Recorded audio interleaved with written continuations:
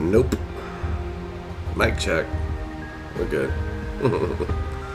So anyway, right, I'm looking at 12 hours now. So another 12 hours of staking persistence. And this 12 hours, need a little better lighting. So this 12 hours was a little less than the previous 12 hours. So I'm not exactly sure why. That ain't bright enough. That is. Alright, so for this 12 hours, we got 0.527. And that is with staking 1345 XPRT. So over a 12-hour term,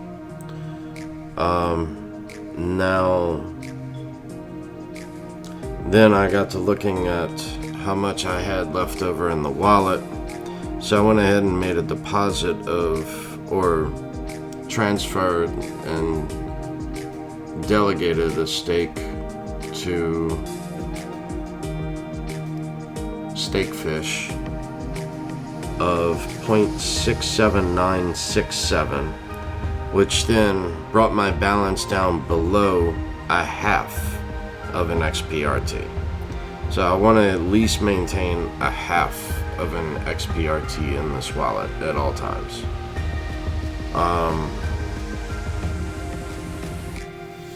I don't know what the minimum is, but this went through, so I'm just going to call it at a half. I'm going to leave half of an XPRT in the wallet. The rest of it I'm going to delegate to a validator. And so anyway, I delegated 0.67967, which left me a balance of 0.497351. So that shows a difference than, or maybe a cost of, I'm not exactly certain yet, but I'm gonna, look, this is all just data, right? So just the data. So that ended up putting me below a half of an XPRT by 0.002649. So, yeah. So do I add 0.002649 to the next staking rewards to then delegate? I don't know. I just wish I could make it a little more even with the numbers, but here again, just data. I'm just stating this for my own record. So anyway, what is this? Oh, okay. So let me see here.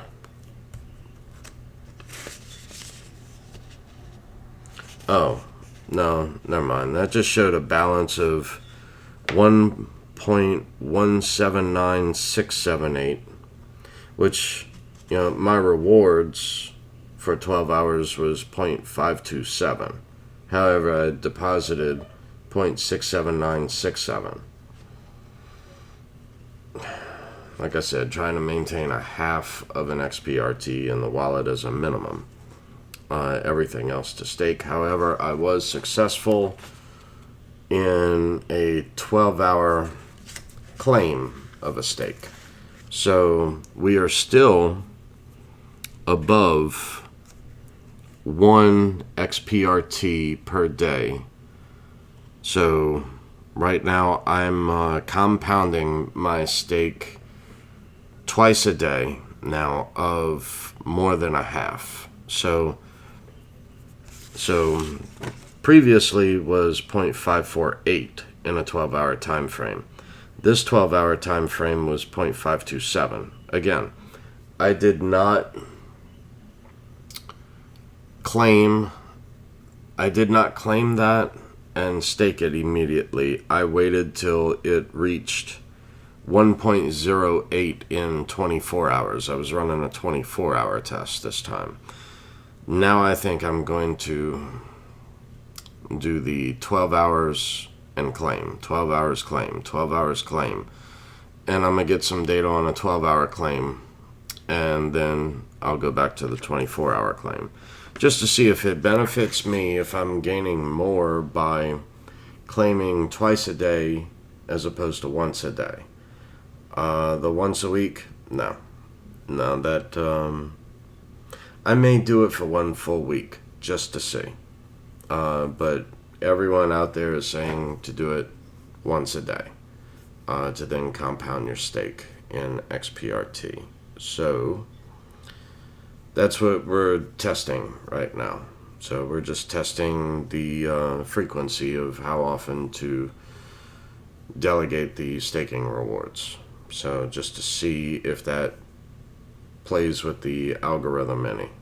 So, because I know that sometimes you can, some other projects in the past, you can stake or claim the stake. Yeah, however, the longer you hold that stake, the more you're paid out in their algorithm. So I want to see if that makes a difference here. Just for fun. Because why not? This is what we do, right? So anyway, that is that. Alright. So, in other news, this morning I got all the whole new alarm system redone, new keypads and all, which you can probably see. Is it over there? No, it's over on this side. Okay, so you can't see it. Well, let's see. Make it so you can. Alright, so that over there on the wall is like a new monitor slash display that I can pull up all the cameras, and I'm about to really screw up this camera, yeah. Woo, now. Easy trigger. Come hither. Alright, so anyway, got a monitor, siren downstairs, monitor and siren upstairs. It links to all the cameras. Now I have cameras in all the way around the whole house. Backyards, sides, fronts, everywhere. 2 on each side of the house. Other motion sensors and stuff like that. And I can tie in other stuff, but all your normal door and window sensors. Pretty cool. So I intend to do other things, but no, I am not going to do one of those keypad door locks. I do know how to hack that. I ain't doing it. However, the deadbolts and all, going to a Schlange, I forget the model number, but it's a long throw Schlange deadbolt. And doorknob lock as well, to where it's I don't want to say bump proof, but it's not like a just cheap quick set where you can just put the key in and bump it and you're in under a second. So, or a thief is in under a second. So locks are really intended for those of us who are honest. So anyway, just, peace of mind, really. Getting all my bases covered and motion lights and all kinds of stuff all around. So got all of that. So anyway, that happened first thing this morning. So that was why I was a little late on the 9 o'clock this morning video, because all that was going down. After that, then I had a dentist appointment, had a crown put in, the permanent crown put in, the temporary crown they removed, and I had to wait like 2 weeks or whatever to get it. So that's done. I needed a crown because I broke the tooth right after the Hurricane Ida. So yeah, that was not fun. Exposed nerve, that shit hurt, yeah. But dig this. So I'm up at the mall, right? And I'm just walking through, my blood sugar's starting to drop, so I need something to eat. So I was walking over towards the food court, and of course that's right on the corner is where I used to work. You know, blind cookie boy at the cookie store. So I was a baker, so I would pat cakes and scoop cookies and bake them off and cool them and set them up and label them, all that kind of stuff. So for Great American Cookies. So I did that for 5 years. 5 years. Now, every dollar of that I did not need to survive. So what I did is I had no real investment capital into crypto other than that. And I had like a couple $100 at the end of every month left over after all the bills from Social Security. However, that plus the cookie store, I put every dollar of that into crypto over 5 years. So from 2015 all the way through the beginning of the pandemic. So I retired at the beginning of the pandemic. So I threw all that into crypto since 2015. Now, I began crypto in 2014. But again, I didn't have the capital to throw at it other than like $400 or $500 a month, you know, in 2014. But now I know people who don't invest that kind of money just even into their 401k. They don't even put $400 or $500 a month in their 401k.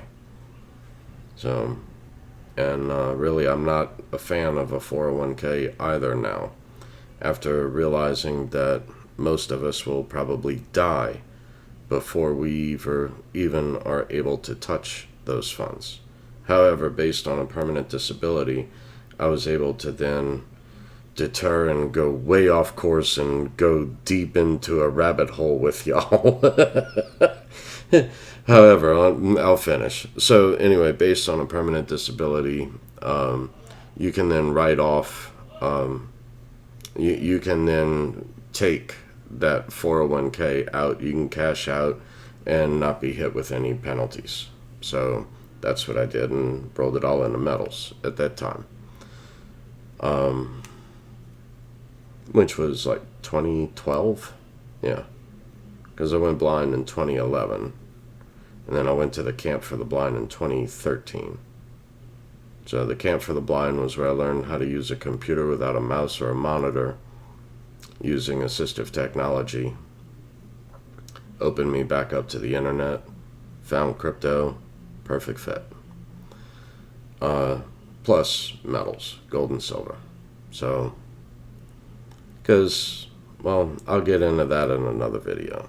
But anyway, so I'm walking through to go and get a quick bite to eat because my blood sugar's crashing, right? And here I am, I'm retired. You know, I don't need $1. I'm cool. I mean, I'm not going to turn my nose up at it. Don't get me wrong. But all of a sudden I hear, David. I'm like, well, you know, I know this voice, you know.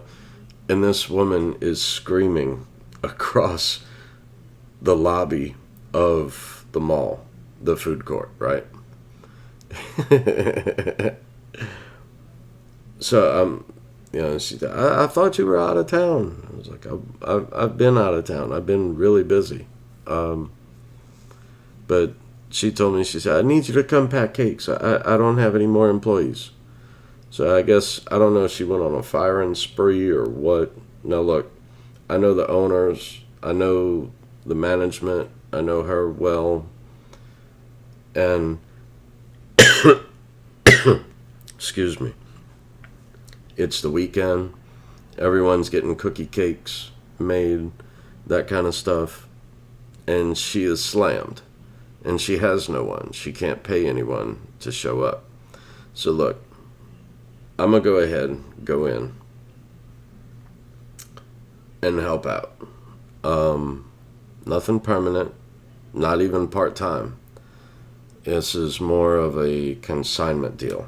So, pay me like, what did she say? $10 a case to pad out. So, each case is like 15 cakes per case. So I'm going to do 5 cases. Yeah, so $50. I don't need it. However, now after traveling around and eating all this great food at all these different events, I'm now up to 221 pounds. Now it's a 3-mile hike there, a 3-mile hike back, right? Plus a good workout of doing this. So this is going to be a good workout for me. So I used to average about 200 miles a day on foot hiking, but no, she said, I need you to come pack cakes. I said, well, pay my EIN number of my trust. You know, I'll come up here and do whatever you need done. It doesn't matter. I can run the whole show. So, at least the kitchen. So the front counter, forget it. I don't have the eyesight to do their point of sale system. So whatever. It's now if it was like auto data or something like that, point of sale, like in automotive, yeah, that's a breeze for me. I could probably go back to doing that, but I'm done with automotive, you know? I'm done with it. But no, this, I don't know, be interesting. And seeing everybody, well, granted, everyone there is like new to me. I don't know anyone else up there. So everyone else is either quit or got fired or is on maternity leave and all kinds of other stuff and going back to school. You know, it's a high turnaround. It's a retail, you know, and it's food. So it's a real high turnover rate. And right now they're really backed up. They need some help. And so I'm going to go in tomorrow morning, go in and go pat some cakes. So I may take a little video there. I don't know. Whatever. We'll see. But I don't know. I need a break from all of this. This is nuts. You know, it's a getaway, really. So I can escape from all the work here going on, that kind of stuff, even though I got a ton of work to do here. And it's not about the money. It's, for me, at this point, it would be more for the workout. I mean, really, it's like $50. So, I mean, I mean, lunch today was like $17. It's like, really? So, anyway, I just thought I'd fill y'all in on that little story. So, I don't know. I do kind of miss it, you know? Being retired is not all that it's cracked up to be. I mean, the only thing that's keeping me going is every day I wake up, I work. I wake up, I work. It's like sun up to sundown, it seems. So, and look, the blind cookie boy did well. So, surprised everyone.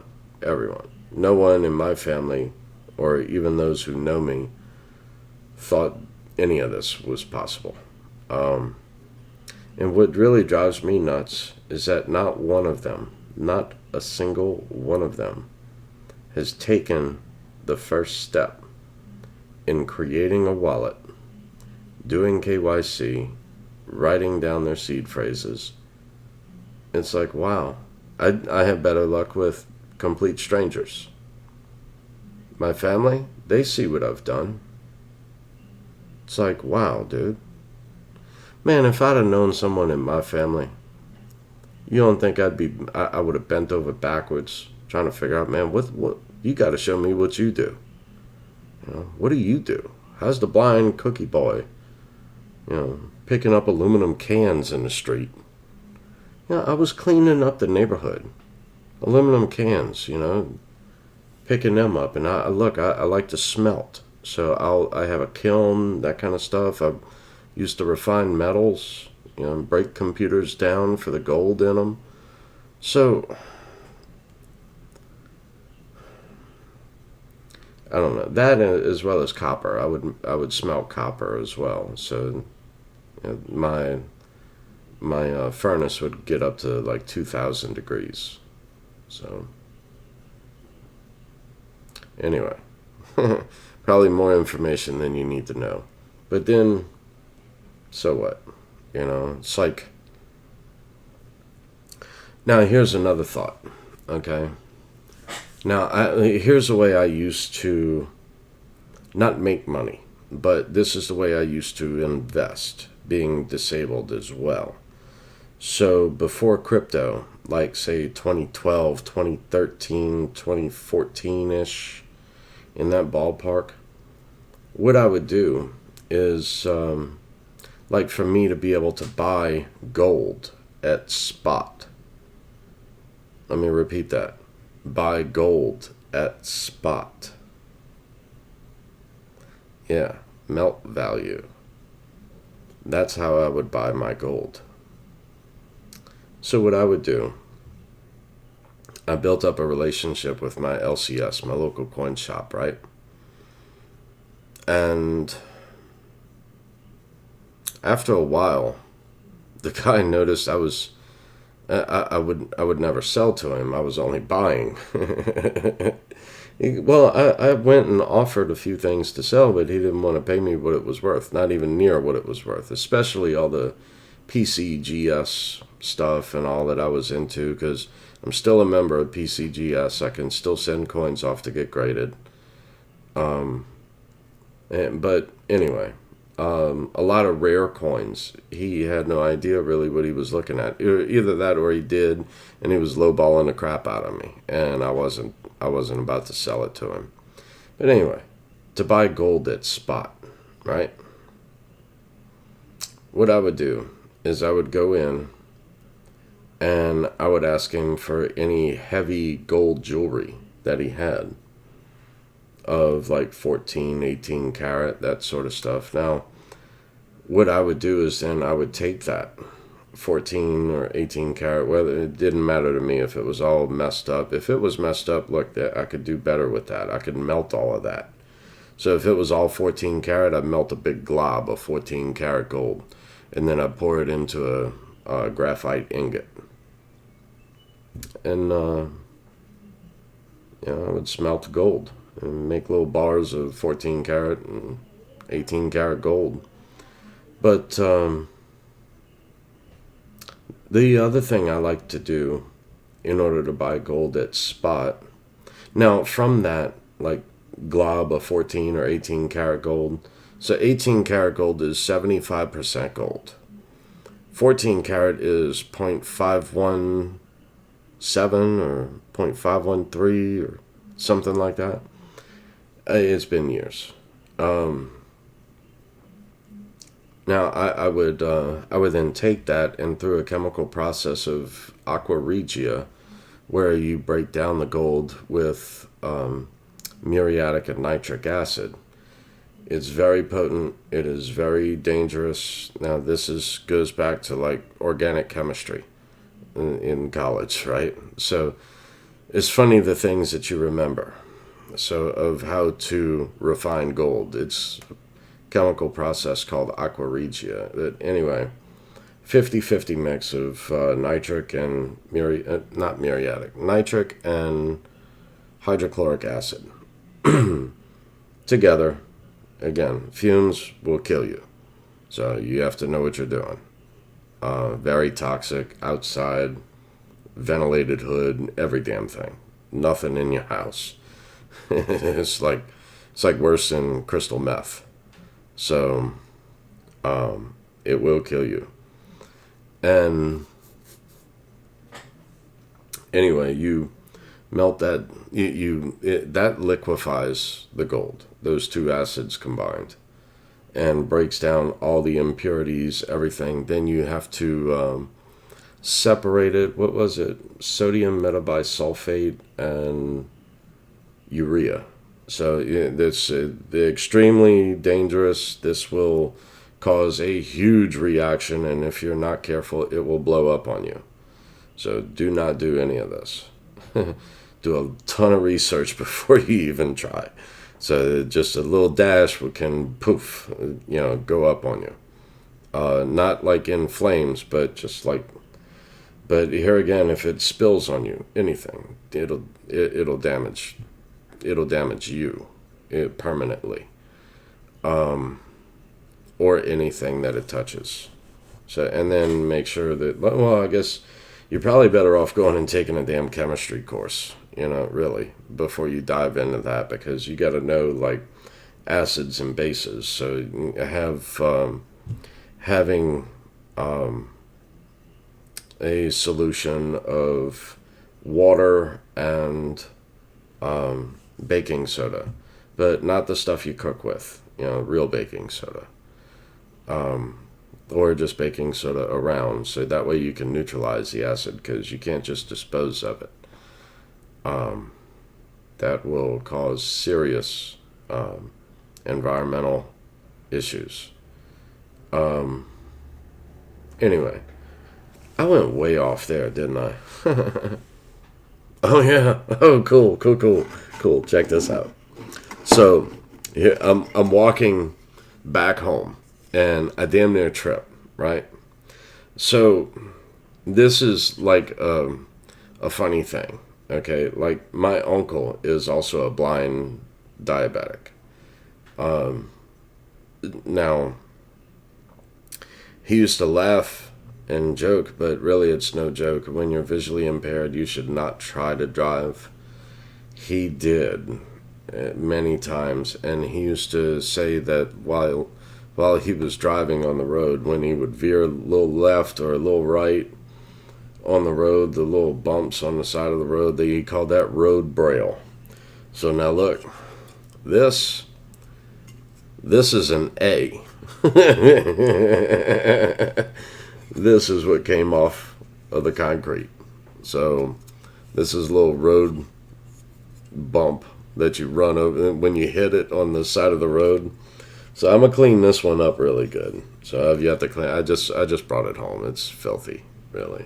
I just had it sitting here because I thought it was just too cool. But anyway, in road braille, this I would designate as an A. Now, a B in braille is two dots at the very top. So A is top left dot. B is no, that's a C. Okay, yeah. B is first two dots, one above each other.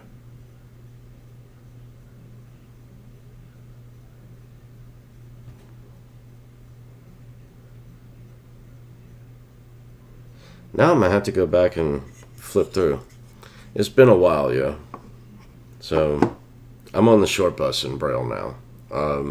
I lost sensitivity in my fingers. So too many hot engines, I guess. That and the diabetic neuropathy. So, I mean, I feel, but to be able to read braille, I can't do that anymore. No, I was correct. So A is top left, B is top two.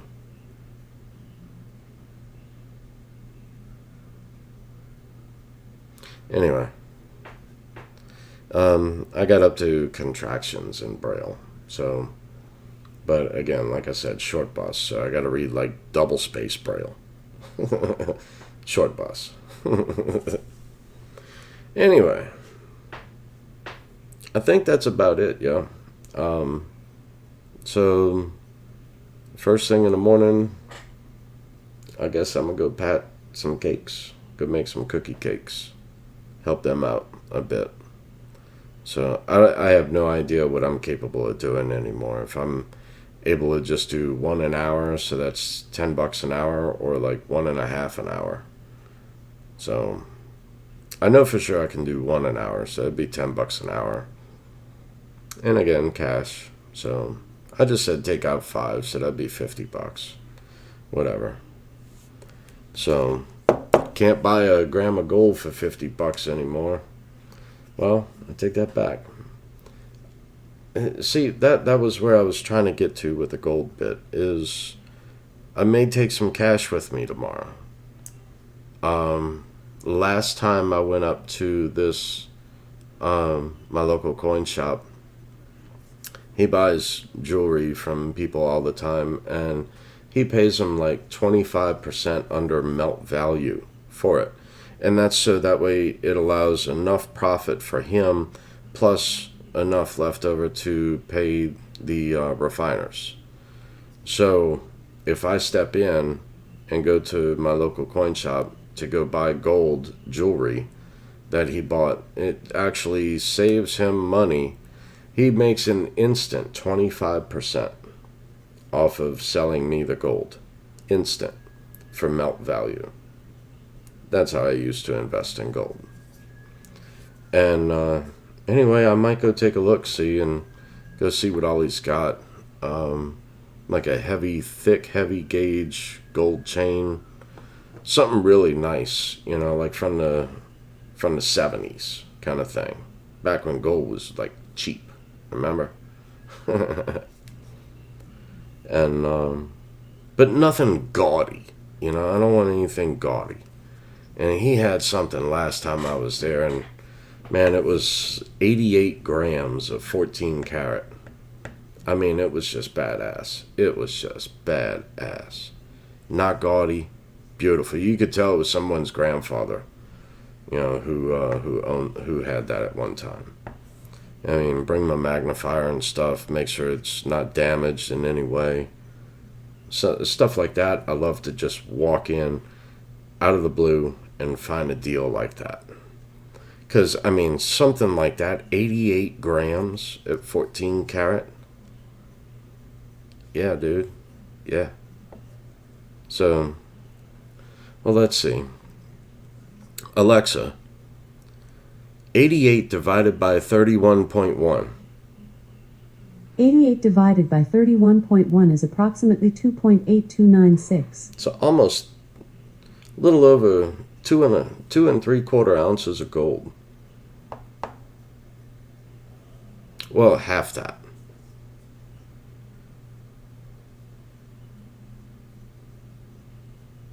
So that'd be what, 1.5 ounces of gold? Something like that. Thereabouts, close to it. At melt. And it's a piece of jewelry that I get to enjoy, not just throw it in a closet. Really? So, I might go do that. But anyway, that's about it. So, look, y'all be cool. Later.